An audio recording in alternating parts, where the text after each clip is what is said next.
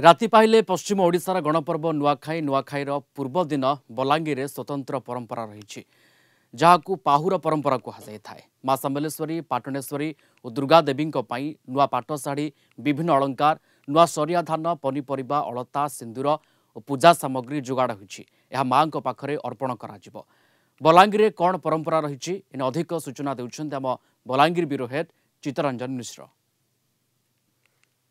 राति पहले पश्चिम ओडिशार गणपर्व नुआखाई एइथिपाई उत्सव मुखर होइछि सारा पश्चिम ओडिशा एवं ठीक नुआखाईर पर्व दिन अर्थात आज जदि देखिबा पाहुर पर्व आपण देखि पारुथबे किभଳି भाबरे जगज्जननी माँ समलेश्वरी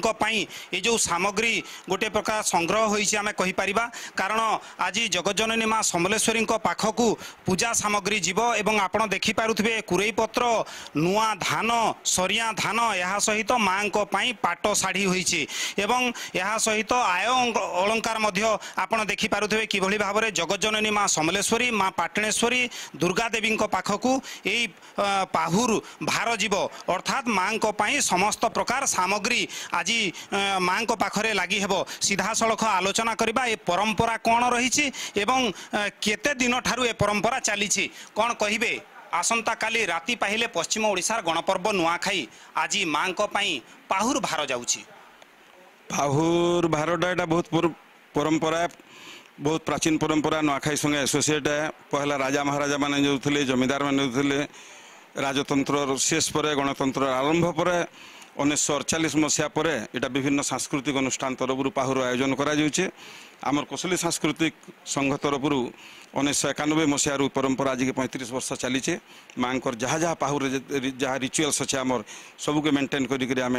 देहरी संगे कथा है पूजारी से जहाँ जहाँ माँ दरकार नुआखाई सबू जिन नहीं थीसु। नुआखाई गोटे पुराना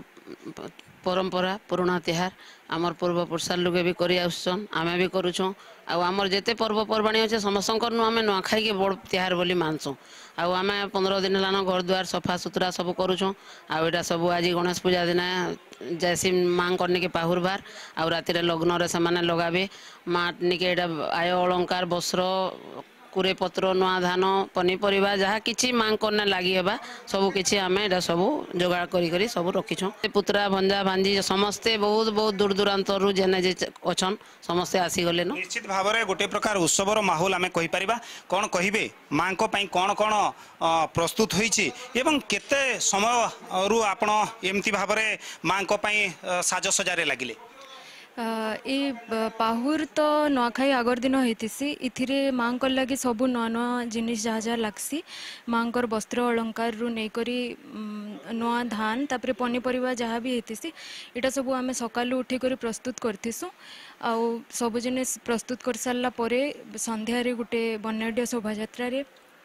पंचवाद्य दुलदुली रे इटा माँ मंदिर के जाइथिसी। नुआखाई बाबद रे जदि देखिबा पाहुर बाबद रे एटा गोटे वैदिक परंपरा आपण माने जेतेबेले देखिबे